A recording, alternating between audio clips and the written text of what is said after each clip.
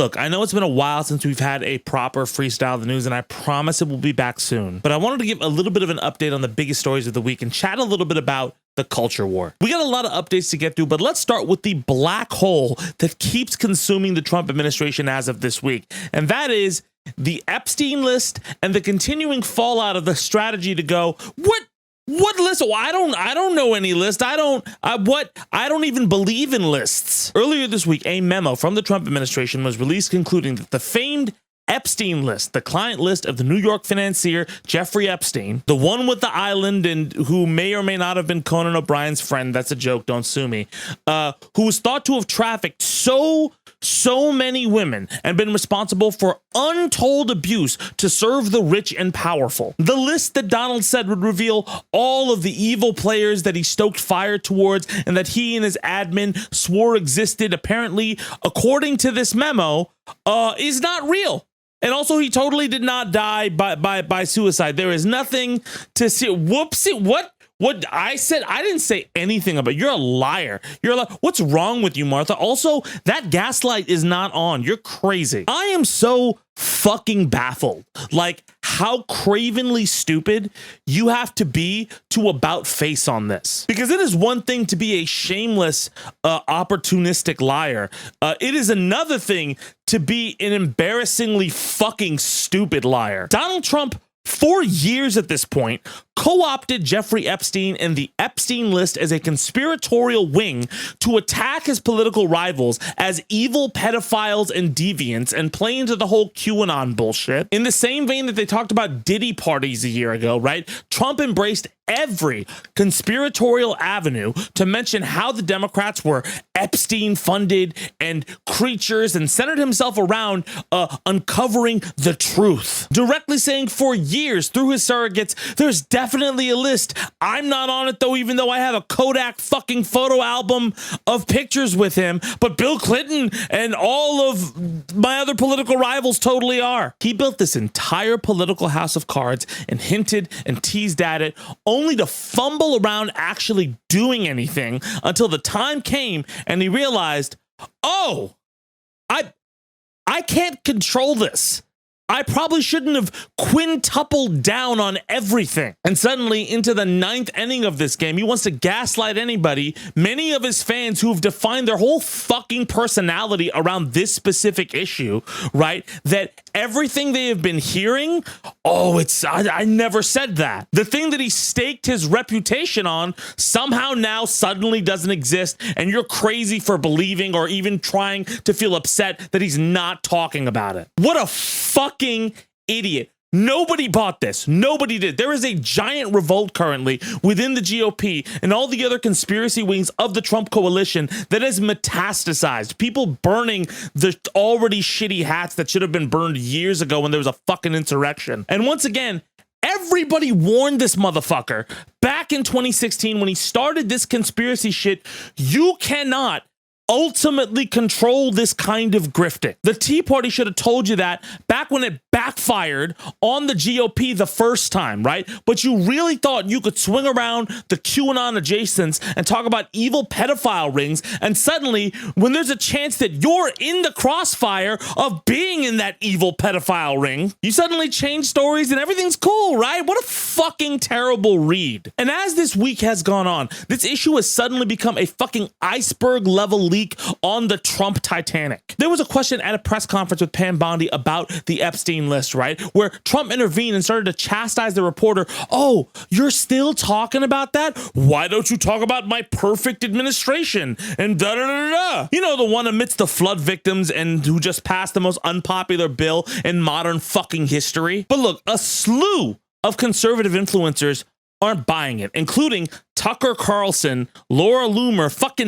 Megyn Kelly, Alex Jones, all of them criticizing Pam Bondi's memo and the about face. While Laura Ingraham tries to jockey for a job, the fucking clown. It came to a point where on July 9th, there was an internal clash at the DOJ with FBI leadership after it was suspected that both Kash Patel and Dan Bongino were confronted over a news article stating that they were upset at the handling of all of the Epstein information and that they had wanted it released earlier. They talked a bunch of shit on Pam Bondi. Bongino and Bondi were clearly butting heads, and eventually, Bongino did not return to work on Friday because this issue became a giant wedge between his and Patel's camp versus Pam Bondi at the DOJ. And just a reminder, Dan Bongino, while he was a Red Pill podcast bro, sold this fucking conspiracy like it was a Dodgers Luffy card. If you understand that reference, we're friends. And like I said, Bongino not returning to work on Friday feels like a real sign of protest or resignation. But wait, it gets way worse. As you may or may not know, there was a tape that looked at the outside of Jeffrey Epstein's cell around the time of his murder that was just released, that was supposed to quiet people down, until people noticed a full fucking minute of the tape is missing and that the metadata relating to the tape shows that it was altered.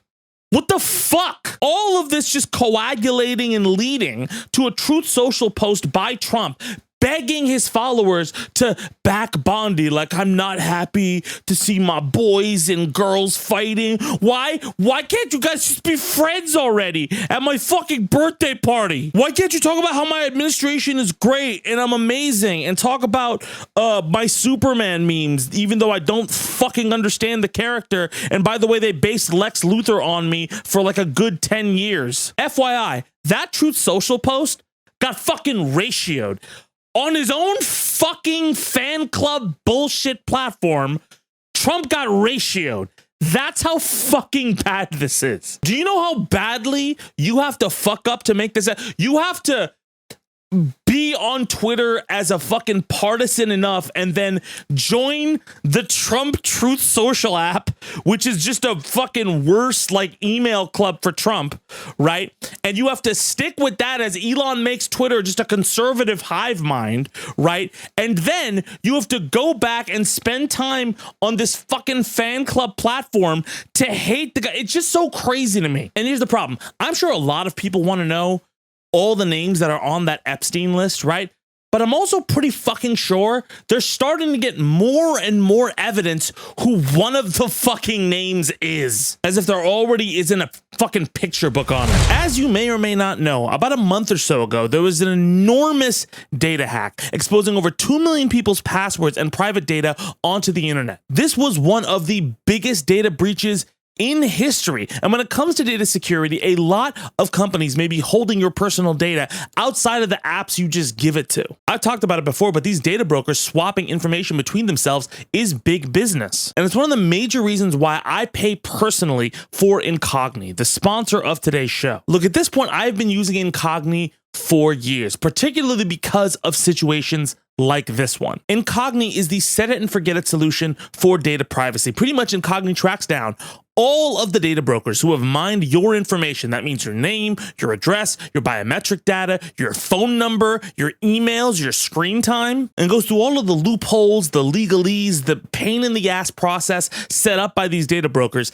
to get your data taken down and put back into your hands. And there are other added benefits to this. For example, you get a huge reduction in spam calls as well as spam messages. I personally have received way less spam calls ever since I started using Incogni. It pretty much saved one of my personal emails from like a hell of just spam notifications and exposure on the internet. And look, Incogni even gives you a frequent progress report to show you what data it's taken down. Here's me when I started Incogni. Here's me now. You can see the numbers gone up as well as the takedowns. And look, let's say you find some of your personal information on one of those people lookup sites. You know, a lot of people can Google their name and you'll find sometimes your address and your phone number up there. Well, Incogni has a new custom removal feature on their unlimited and unlimited family plan. Just point out the site in question where you find your info and Incogni will get it taken care of. And if you go right now to incogni.com/Tabani, enter in the code Tabani, you can get 60% off an Incogni subscription today. 60% off. Wow, that's almost as much as the number of Snyder Cut fans upset at the new Superman. Why? It's not. It's fine. Just let two things can exist at once. Listen, I truly believe in this stuff. I have used it for multiple years. It has been very, very helpful to me in terms of protecting my data, especially with the amount of apps and stuff like that that are mining it from me. And so look, if you value, right, your data and private information, if you want to protect yourself from hacks and unwanted spam, and if you like this cool rap news show thing that I do. Go to incogni.com/Tabani, enter in the code Tabani, and get some peace of mind. All right, back to the breakdown. When you wish on the conspiracy theory monkey paw, you can't uncurl the finger when the consequences start hitting you. As I've continued to say, as much as Trump wants to be a seasoned dictator, his propaganda machines and instincts betray him consistently. Public sentiment over his policies has drastically shifted over the last month, and every victory he gets is still meeting determined opposition. Oh, nationwide injunctions are harder to deal with on this birthright citizenship thing? Well, let me fucking spin the block real quick. Oh, you want to roll through MacArthur Park as a show of force? Well, here is the sustained opposition and fucking backlash to ICE that you really did not want right now. And it's so insane, it's reaching other channels that brand and talk about scams in general, like CoffeeZilla and MoistCritkal and so many other YouTubers. It's being framed as the worst cover-up imaginable. That right here, there's like a sudden shift in the video. I have not changed this video in any way. I have it in the Premiere Pro timeline, which I guess they had as well. So this is as intended. So there's this just weird shifts in the footage. I mean, this was done in actually a very sloppy way after they explicitly talked about needing to do it in the right way so the American public could rely on. This desperation from those in power to move on from the Jeffrey Epstein conversation is extremely scary. And they are doing it with reckless abandon, feeling completely immune to consequences for all of this. Just detonating the atomic bomb you were building in your basement. And somehow there are still more layers to this fuck up, which brings me to Trump's latest inadequacy, the response to the Texas floods. This story has just become a continuing slow motion tragedy that gets more deeply horrifying the more you hear about it and the more you see the response from this administration. On July 4th, torrential rains triggered massive flash floods in Texas around Kirk County and the surrounding areas in Hill County and more. The death toll at this time is over 170 people and is still rising as reports come in. Devastating stories, including the story of a small summer camp named Camp Mystic having a bunch of little girls at the camp confirmed missing along with their counselors, only to be confirmed that all 22 girls and the staff at the camp were killed in the flash flood. Now, much has been made about the response and the preemptive response to these floods and the guts to the National Weather Service that could have warned about what was to come. And I will say that there are some discrepancies about how people were warned and what was mitigated. What is known right now at this point is that while there were some processes that went out to warn people, the cuts to these basic essential services did have an effect at reducing the mitigation strategy of these floods, which meant this disaster got worse. That doesn't mean it was all preventable. Don't get me wrong. A lot of this was still going to cause damage, but there was mitigative actions that could have been taken that were not because of cuts. This is absolutely a tragedy. And obviously people who were throwing around that, well, this is what you voted for bullshit, it's fucking disgusting. I hope nothing good to you comes to you in your life, you fucking chicken shits. But aside from those callous fucking losers, right? There are also officials who refuse to accept basic responsibility, and watching this administration display their lack of humility as people in Texas are fucking suffering goes line in line in displaying that they really just care about their fucking ego. People could have been saved. What do you say to those families? Well, I think everyone did an incredible job under the circumstances. This was, I guess Christie said, a 1 in 500, 1 in 1,000 years, and I just have admiration for the job that everybody did. There's just admiration.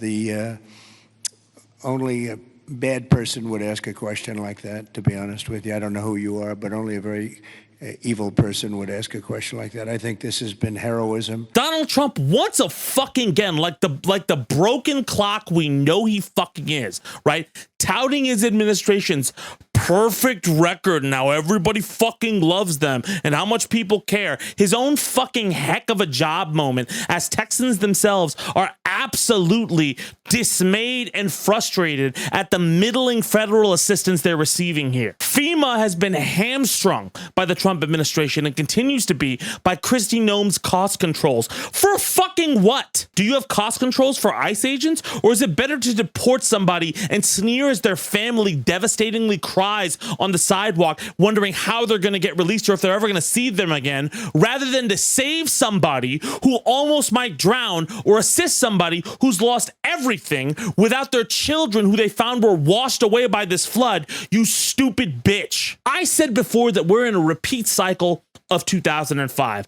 August is when Bush's chickens came to roost, and we are getting close to the anniversary of Hurricane Katrina. Now, I do not want to try to draw the whole political calculus game between Hurricane Katrina and this. That is not appropriate. That tragedy was seismic and the death toll was immensely higher, and trying to weigh tragedies erases the human capital in things. Both are horrific for their own reasons and scale. I try not to just do that and like flatten the curve and everything like that. I try to explain historical context and reactions, right? So I don't want to just fucking cravenly turn it into that. The only attention I would draw is specifically the response and the instincts that led to that response, right? Irresponsibility and the feeling of protecting your own fucking brand as the response. It's so fucking inhumane and devoid of empathy, and I have no respect for that kind of a fucking, immediate, like, oh, we gotta just can't let the story get away from us. We gotta shift to our wins and shit. Fuck you. Donald Trump has always been unreliable, obviously, and we let propaganda and a post-conspiracy wave pandemic cloud a lot of people's ability to defang polarization. And now, when once again all of this bullshit is being laid bare, and people are angry, and rightly so, he's going to do the same thing he always does and start more tariffs to distract people, right? And ratchet up deportations. It's already started to happen, right? And people are done buying it because actions speak louder than fucking words, right? And lack of actions are like a fucking megaphone. And when your words and lack of words are so loud and you go back on them, people know where your name stands, even if you pretend the list it's on doesn't fucking exist. Let me know what you think in the comments. And that's our show. Thank you so much for watching. Remember to like, comment, subscribe. And anyway, my name is Tabani. Thank you guys so much for watching, and I'll see y'all soon. Let's go.